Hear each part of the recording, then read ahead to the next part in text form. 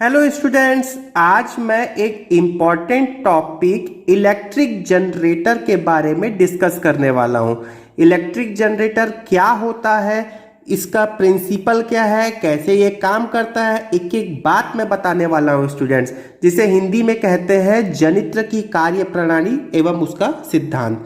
तो स्टूडेंट्स, इसके पहले मैंने इससे रिलेटेड एक वीडियो बना रखा है जिसमें मैंने बहुत अच्छे से एक्सप्लेन किया है कि मैग्नेटिक इफेक्ट ऑफ करंट और इलेक्ट्रोमैग्नेटिक इंडक्शन में क्या अंतर होता है, जिसे मैं हिंदी में बोलता हूं धारा का चुंबकीय प्रभाव और विद्युत चुंबकीय प्रेरण में एक्चुअली में डिफरेंस क्या है। यदि आपने उस वीडियो को देख रखा है तो आपको ये वीडियो मतलब आज का वीडियो आसानी से समझ में आएगा। अदरवाइज आप सभी बच्चों से रिक्वेस्ट है मेरा कि आप पहले उन वीडियोस को देख लें। और स्टूडेंट्स, जिन बच्चों ने मेरे वीडियो को मतलब मेरे चैनल को जो सब्सक्राइब नहीं किए हैं वे जरूर सब्सक्राइब कर ले, बेल आइकॉन भी प्रेस कर ले स्टूडेंट्स, ताकि आपको मेरे नेक्स्ट वीडियो का नोटिफिकेशन मिलता रहे, क्योंकि ये वीडियोस बहुत इंपॉर्टेंट है और बहुत आसान शब्दों में मैंने एक्सप्लेन कर रखा है। और दूसरा रिक्वेस्ट आप सभी स्टूडेंट्स से ये है कि आप मेरे वीडियो को जरूर लाइक कर ले स्टूडेंट्स। तो चलिए स्टार्ट करते हैं कि आखिर इलेक्ट्रिक जनरेटर क्या होता है। तो इलेक्ट्रिक जनरेटर को समझने के लिए मैं आपको 3-4 टर्म बताना चाहता हूं ताकि आपको सारी बातें एक एक बातें क्लियर हो जाए। तो सबसे पहले आप ये समझें कि आखिर इलेक्ट्रोमैग्नेटिक इंडक्शन क्या होता है। तो सपोज करते हैं कि मेरे पास में एक वायर है जिसमें मैंने कॉइल बना रखा है, रिंग जैसा बना रखा है, एक कॉइल है ये, ठीक है। और मैंने क्या किया है, इस वायर को मैंने एक बल्ब से कनेक्ट कर रखा है स्टूडेंट्स, बल्ब से मैंने कनेक्ट कर रखा है। अब मैंने क्या किया, यहाँ पर एक मैग्नेट ले लिया, एक चुंबक ले लिया कॉइल के ऊपर, ये रिंग मैंने बना रखा है और कॉइल के ऊपर मैंने एक चुंबक रख लिया जिसमें होते हैं साउथ पोल और नॉर्थ पोल होते हैं, ठीक है। अब मैंने क्या किया, इस कॉइल के ऊपर इस मैग्नेट को मूव किया, आगे पीछे किया, मूव किया। तो मूव करने के कारण क्या हुआ स्टूडेंट्स कि इस चुंबक के चुंबकीय क्षेत्र के कारण इस कॉइल में एक प्रेरण उत्पन्न हुआ और उस प्रेरण के कारण इसमें क्या डेवलप हो गया, करंट आ गया। और इस करंट से क्या डेवलप हो गया स्टूडेंट्स, ये बल्ब जल गया। इसी घटना को हम क्या बोलते हैं, विद्युत चुंबकीय प्रेरण। मतलब विद्युत मैंने उत्पन्न किया चुंबकीय क्षेत्र से, और कैसे, प्रेरण के द्वारा, जिससे प्रेरणा मिली। तो ऐसा आप समझ सकते हो। तो इस छोटे से कॉन्सेप्ट को हम क्या बोलते हैं, विद्युत चुंबकीय प्रेरण। मतलब मैंने करंट पैदा कर लिया। अब ये समझते हैं स्टूडेंट्स कि जो मेरे पास में जो करंट प्रोड्यूस हुआ है, ये जो करंट मिला, ये किस टाइप का करंट है। तो आपने ये सुन रखा होगा कि 2 टाइप के करंट होते हैं जिसे हम बोलते हैं एसी और डीसी। याद होगा आपको, एसी का फुल फॉर्म होता है अल्टरनेट करंट और डीसी का होता है डायरेक्ट करंट, ठीक है। अल्टरनेट करंट, डायरेक्ट करंट, जिसे डिस्ट धारा और प्रत्यावर्ती धारा कहते हैं हिंदी में। तो अल्टरनेट करंट के बारे में एक सेपरेट वीडियो मैं बनाने वाला हूं, क्योंकि इससे रिलेटेड आपके सिलेबस में थोड़ा और डिटेल में पढ़ना है, ये मानना है, और इससे रिलेटेड कुछ क्वेश्चंस भी आए हुए हैं।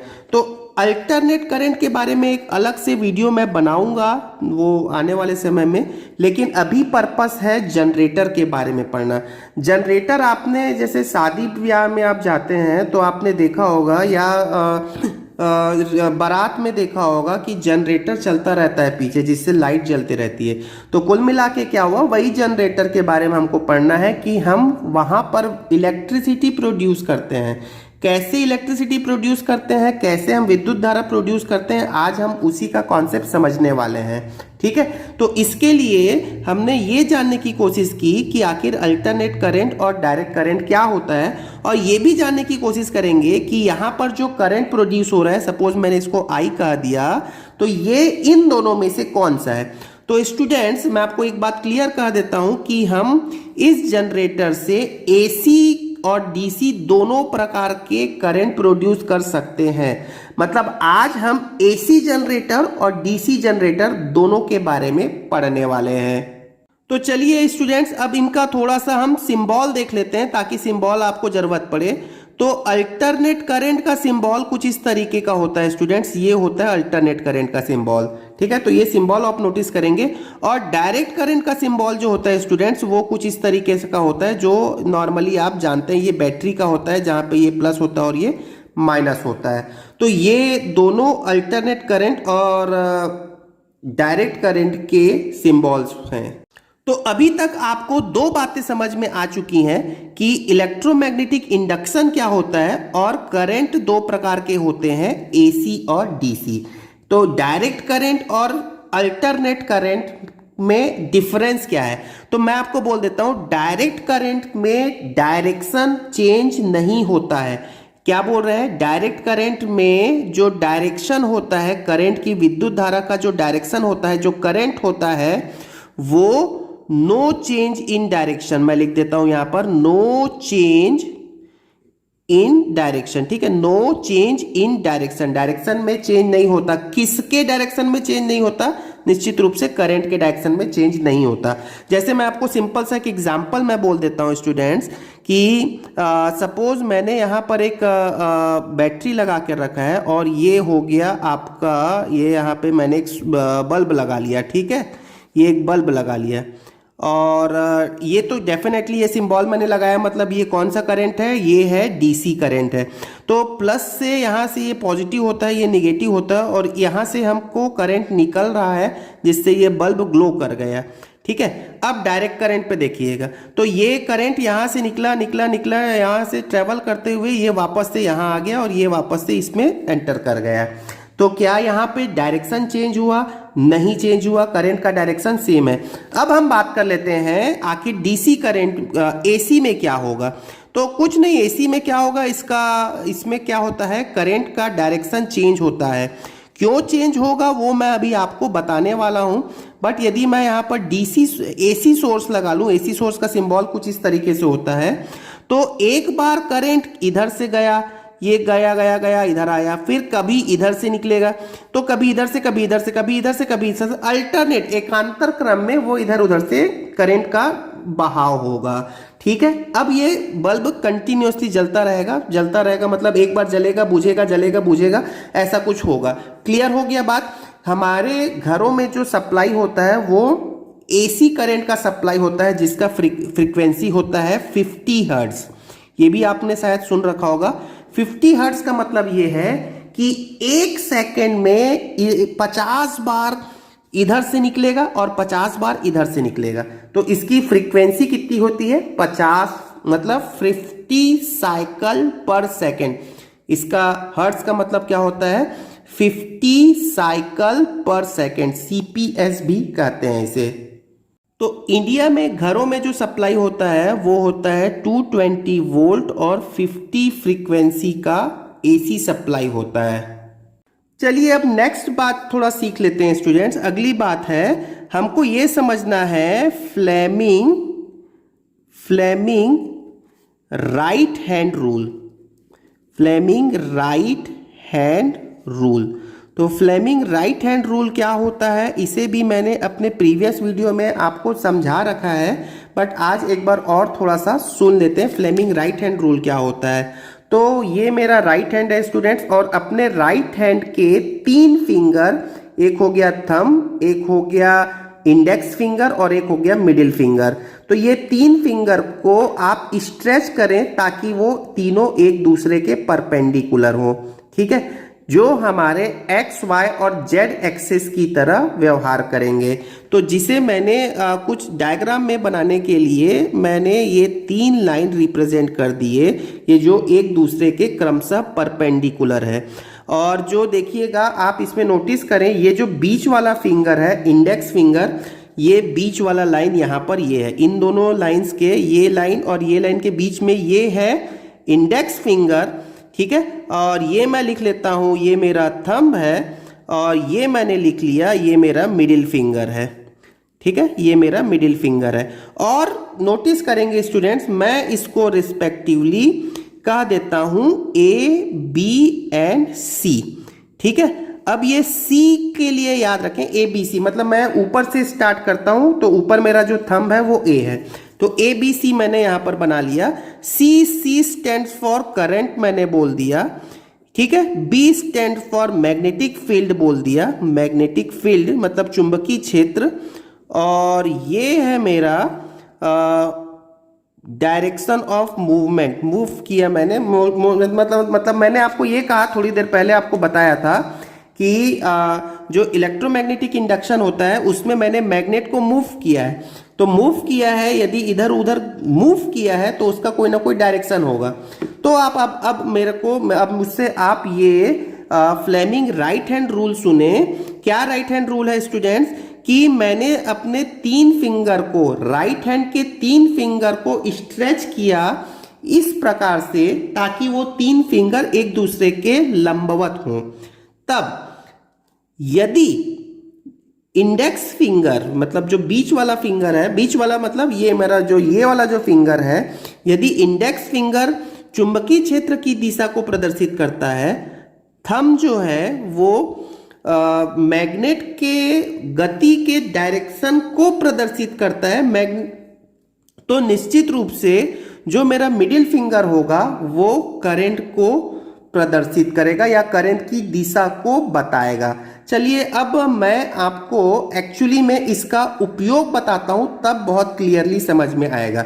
लेकिन उपयोग बताने से पहले एक बात और मैं कह देता हूं स्टूडेंट्स, कि आप मैग्नेट को मूव कर रहे हैं, मैग्नेट को अप एंड डाउन हिला रहे हैं। ठीक है, आप इसके अलावा, मतलब मैग्नेट के अलावा इस सर्किट को भी मूव कर सकते हैं। मतलब यहां पर कुल मिलाकर रिलेटिव मोशन होना चाहिए।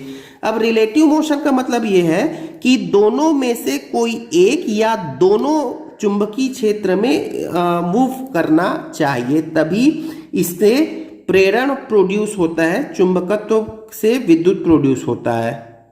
चलिए स्टूडेंट्स, अब हम समझ लेते हैं कि आखिर जनरेटर का प्रिंसिपल क्या है। ठीक है, तो मैंने यहां पर कुछ रफ हैंड से एक डायग्राम बना कर रखा है, उस डायग्राम को मैं समझाता हूं, एग्जैक्टली आप समझिएगा। लेकिन समझने के पहले हम ये देख लेते हैं, मैं आपको एक बात क्लियरली कह देता हूं, आपको मैंने एक वीडियो आपके लिए बना रखा है इलेक्ट्रिक मोटर। तो इलेक्ट्रिक मोटर और जनरेटर दोनों बिल्कुल सेम है। इलेक्ट्रिक मोटर क्या होता है आपको पहले भी पता रखा है। इलेक्ट्रिक मोटर में मैं इलेक्ट्रिसिटी से, मतलब विद्युत ऊर्जा को यांत्रिक ऊर्जा में बदलता हूं। मतलब घर में जैसे पंखा है, पंखा घूम रहा है, तो मैं यदि पंखा को घुमाने के लिए मैंने उसमें बिजली सप्लाई की, तो जैसे ही मैंने स्विच ऑन किया, जो मेरी विद्युत ऊर्जा है वो यांत्रिक ऊर्जा में परिवर्तित हो गई, जिससे फैन घूम रहा है। ठीक है, अब जनरेटर क्या है? जनरेटर इसका जस्ट विपरीत है। विपरीत है इसका मतलब क्या हुआ कि मैंने यांत्रिक ऊर्जा से विद्युत ऊर्जा में परिवर्तन किया। मतलब इलेक्ट्रिक मोटर के कॉन्सेप्ट को जस्ट मैंने पलट दिया।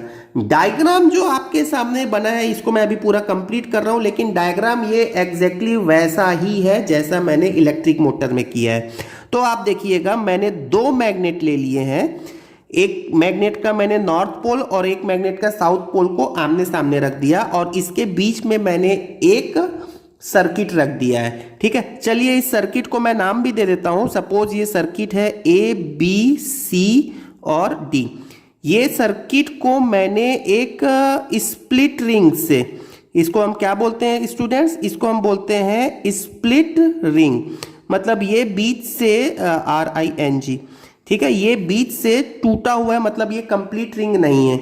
और इस स्प्लिट रिंग को मैंने कार्बन के थ्रू, कार्बन ब्रश बोलते हैं इसको, कार्बन ब्रश के थ्रू एक वायर से कनेक्ट कर दिया है। और यहां मैंने, आप याद करो, सिर्फ यहां पर मैंने एक बैटरी लगा रखा था, किसमें? इलेक्ट्रिक मोटर में। बैटरी से विद्युत धारा प्रोड्यूस हुई थी, लेकिन यहां पर तो ये खुद विद्युत धारा जैसे, ये खुद एक बैटरी जैसे काम करेगा। तो मैंने यहां पर एक करंट को मापने के लिए, करंट मापने का एक यंत्र लगा लिया, जिसको मैंने गैल्वेनोमीटर बोला है। अब आप एमीटर भी लगा सकते हो, लेकिन गैल्वेनोमीटर ज्यादातर इसलिए लगाते हैं क्योंकि गैल्वेनोमीटर और अमीटर में क्या अंतर है ये मैं आपको बोल देता हूं। गैल्वेनोमीटर जो होता है वो कम करंट को मापने के लिए ज्यादातर उपयोगी होता है, मतलब छोटा करंट, ठीक है, कम करंट। और अमीटर से हम ज्यादा करंट माप सकते हैं। इसके अलावा अमीटर केवल मैग्नीट्यूड को बताता है, डायरेक्शन को नहीं बताता, जबकि जो गैल्वेनोमीटर है वो करंट के डायरेक्शन को भी बताएगा। तो एनीवे ये तो हो गई अमीटर और गैल्वेनोमीटर में डिफरेंस। अब आप देखिएगा यहां पर इस ये जो कॉइल है, जो कॉइल मेरा है ABCD, इस पे मैंने एक हैंडल लगा रखा है। ये सपोज मेरा एक हैंडल है। हैंडल का पर्पस ये है कि मुझे इसे घुमाना है, क्योंकि आपको बताया मैंने कि मोटर, इलेक्ट्रिक मोटर में क्या होता था, हम विद्युत धारा सप्लाई करते थे तो कॉइल घूमता था, और कॉइल घूमने से जो यांत्रिक ऊर्जा, मेरी जो विद्युत ऊर्जा है वो यांत्रिक ऊर्जा में बदल जाती है। मैं यहां पर क्या कर रहा हूं, मैं यांत्रिक ऊर्जा को विद्युत ऊर्जा में बदलना चाहता हूं। तो यांत्रिक ऊर्जा को विद्युत ऊर्जा में बदलने के लिए यंत्र में मुझे कुछ काम करना पड़ेगा, मतलब इसे घुमाना पड़ेगा, और इसको घुमाने के लिए मैंने एक हैंडल का यूज किया है। अब आप देखिएगा मैं यहां पर इसे घुमाता हूं। कैसे घुमाया देखिएगा, नोटिस करिएगा, मैं इसको ऐसे घुमा रहा हूं, मतलब ऐसे पकड़ के घुमा रहा हूं। नोटिस करें पेन का मेरा डायरेक्शन देखिए, ऐसा घुमा रहा हूं। तो ऐसा घुमाने से क्या होगा स्टूडेंट्स, AB जो है वो नीचे की ओर जाएगा और CD जो है वो पेज के, या आप जो मोबाइल देख रहे हैं उसके ऊपर की ओर आएगा। क्लियर हो रहा है क्या बात? ठीक है। ये जो AB का जो मैं यदि ऐसा घुमाता हूं तो AB जो है वो नीचे की ओर जाएगा और CD जो है वो ऊपर की ओर आएगा। क्लियर हो गया? अच्छा, अब ये नॉर्थ पोल है, ये साउथ पोल है, तो आपको ये बताया जा चुका है कि मैग्नेटिक फील्ड लाइंस कहां से कहां निकलती हैं, नॉर्थ से साउथ की ओर निकलती है। मतलब अब आप अपने राइट हैंड को कुछ इस तरीके से अरेंज करें और खुद से सोचें, क्योंकि मुझे मोबाइल में पेज में अच्छे से दिखाते नहीं बनेगा, लेकिन आप खुद करें इस काम को। अपना राइट हैंड लें और राइट हैंड के जो ये वाला जो फिंगर है, ये वाला जो फिंगर है, उसे आप मैग्नेटिक फील्ड के डायरेक्शन पे अरेंज करें, और आपका जो थंब है उसको ये AB किस डायरेक्शन पे जा रहा है उसे उस पर रखें। तो AB तो नीचे की ओर जा रहा है, तो आप इसमें थंब को नीचे की ओर करें, और ये वाला जो फिंगर है उसे आप इधर करें, ठीक है, इस डायरेक्शन पे। तो अब आप नोटिस करोगे कि जो आपका मिडिल फिंगर है वो इस डायरेक्शन पे आएगा, जो कि करंट को बताएगा। क्लियर हो गया? तो ये करंट का डायरेक्शन आ गया। क्लियर हो गया? तो यहां पर आपने Fleming right hand rule apply किया। मैं एक बार फिर से बोल दूं कि आप अपने इंडेक्स फिंगर को इस डायरेक्शन पे लगाएं, ठीक है, और जो कॉइल जो मूव हो रहा है, मतलब जो AB नीचे की ओर जाएगा, यदि मैं इस डायरेक्शन पे मूव करता हूं तो थंब को नीचे की ओर करें, तो आप महसूस करोगे कि आपका जो मिडिल फिंगर है वो इस डायरेक्शन पे पॉइंट करेगा। तो ये करंट जो है वो इधर से आएगा, और ये करंट निकला इधर से। चलिए मैं इसको बोल देता हूं, ये मेरा पॉइंट X है, ये पॉइंट Y है। तो करंट का जो डायरेक्शन है, क्या है करंट का डायरेक्शन, क्या है बोलिएगा? तो ये आया X से Y की तरफ आया। क्लियर हो गया? अब क्या होगा, ये सपोज मैंने हाफ साइकिल घुमाया, आधा घुमाया। जैसे ही मैंने आधा घुमाया तो अब आप यहां देख लो, इस डायग्राम में देखो। अब मैंने जैसे कॉइल को आधा घुमा दिया, तो ये जो AB है, ये AB इस साइड पे आ गया और CD जो है वो इस साइड पे आ गया। ठीक है, ये तो मूव नहीं हो रहा है, ये तो ऐसे ही है, मैग्नेट तो ऐसे ही है। अब मैग्नेट में मैग्नेटिक फील्ड लाइंस कुछ इसी तरीके से होगा इस डायरेक्शन पे। अब आप अगेन, ये यहां पर मैं गैल्वेनोमीटर लगा लेता हूं। अब आप अगेन इसमें Fleming right hand rule apply करें और ये चेक करें कि करंट का डायरेक्शन क्या है। तो आप नोटिस करेंगे कि करंट का डायरेक्शन भी वही आ रहा है जो इस केस में आया था। ठीक है, तो ये करंट का डायरेक्शन, क्योंकि मैंने तो कुछ भी नहीं किया, केवल चेंज हुआ है, लेकिन करंट का डायरेक्शन में कोई भी परिवर्तन नहीं आया। तो यहाँ पर ये पॉइंट है x और ये पॉइंट है y। आपको मैंने इलेक्ट्रिक मोटर में भी बताया था ये वाला जो पोर्शन है या ये वाला जो पोर्शन है ये मूव नहीं होगा। ये आप देख लो ना, केवल स्प्लिट कर दिया है, केवल स्प्लिट हो रहा है, वो घूमेगा, इसलिए तो इसको स्प्लिटिंग रिंग कहते हैं। क्लियर हो गई बात? ठीक है, मतलब अगेन करंट का डायरेक्शन x टू y आ रहा है। मतलब आप बताओ ये कौन सा करंट है? तो ये यहां जो प्रोड्यूस हो रहा है ये डीसी करंट है। क्लियर हो गई स्टूडेंट्स? तो ये डीसी करंट है। तो मतलब ये जो डायग्राम आपके सामने बना है ये है एक्चुअली में डीसी जनरेटर। चलिए अब मैं आपको एसी जनरेटर का कॉन्सेप्ट बता देता हूं। तो स्टूडेंट्स यहां पर भी मैंने एक रफ डायग्राम बना रखा है जो एसी जनरेटर को एक्सप्लेन करता है। तो इस डायग्राम को मैं कंप्लीट करता हूं। अगेन मेरे पास में नॉर्थ और साउथ दो पोल वाले दो मैग्नेट मैंने लिए हैं जिसको अपोजिट डायरेक्शन पे रखा है और बीच में ये कॉइल है और इसमें एक हैंडल लगा के रखा है जिससे मैं रोटेट करने वाला हूं इस डायरेक्शन में, एग्जैक्टली प्रीवियस केस जैसा। अब मैं इसको भी नीचे कंप्लीट करता हूं। यहां पर देखिएगा ये वाला जो कनेक्शन है इस वायर का ये कंप्लीट एक रिंग से जुड़ा हुआ है। पिछले केस में आपने देखा होगा वहां पर मैंने एक स्प्लिट रिंग लिया था, यहां पर एक कंप्लीट रिंग लिया हूं, इसको हम इस स्लिप रिंग कहते हैं। क्लियर हो गया? स्लिप रिंग कहते हैं। एक्चुअली में ये वाला वायर यहां पर जुड़ा हुआ है और वो यहां पर ऐसा घूमेगा, ठीक है, बाहर घूमेगा। अब यहां पर देखिएगा ये वाला जो कनेक्शन है जो अंदर से मैंने लेकर आया है वो इस रिंग के साथ में टच में नहीं है, ठीक है, बनाने में ऐसा दिख रहा है। और यहां पर भी मैंने एक रिंग लगा कर रखा है, स्लिप रिंग जिसको हम कहते हैं, ठीक है। और यहां से मैंने एक ब्रश लगा लिया और यहां से भी मैंने एक ब्रश लगा लिया, कार्बन का ब्रश होता है, और इसे मैंने कनेक्ट कर दिया है किससे? गैल्वेनोमीटर से। क्लियर हो गया स्टूडेंट्स? ठीक है, ये डायग्राम आपको समझ में आया? तो मैं आपको बोल देता हूं ये कुछ नहीं है, ये आप ऐसा भी बोल सकते हो ये मेरा एक रिंग हो गया और इस रिंग के ऊपर से वायर ऐसा घूम रहा है, आप ऐसा समझ लेना, ठीक है। वैसे ये एक रिंग है और इसमें एक टच करके वायर ऐसा घूम रहा है। एनीवे, अब मैंने यहाँ पर क्या कर दिया, अगेन यहाँ पर मैंने ABCD ये क्वाइल बना लिए और यहाँ पर इसे मैं लिख देता हूँ, ये सपोज S1 जंक्शन है और ये S2 जंक्शन है। अब मैं क्या करता हूँ, इसको मैं रोटेट करता हूँ एग्जैक्टली वैसे ही, कैसा? एंटी क्लॉकवाइज रोटेट करता हूँ। तो रोटेट करने के बाद क्या होगा आप ये देखिएगा, ये रोटेशन होने के बाद ये वाला जो बड़ा जो नीचे वाला रिंग है ये यहाँ पर है, ये वाला है, ये वाला रिंग जो है वो ये है और ये वाला रिंग जो है वो ये है। क्लियर हो गया? ठीक है। और ये वाले रिंग से कौन सा ब्रश जुड़ा हुआ है? ये S1 जुड़ा हुआ है, ये, ठीक है।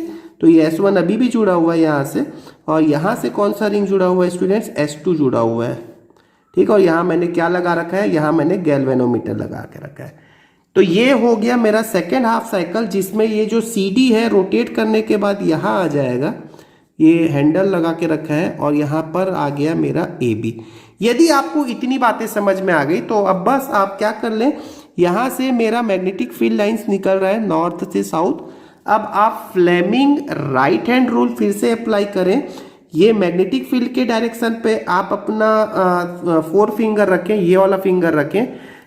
यदि आप ऐसा रोटेट कर रहे हैं तो जो AB है वो नीचे की ओर जाएगा, मतलब आप उधर थंब को रखें तो आप देखिएगा आपका मिडिल फिंगर एग्जैक्टली मैं जो समझा चुका हूं, करंट इधर पे आएगा।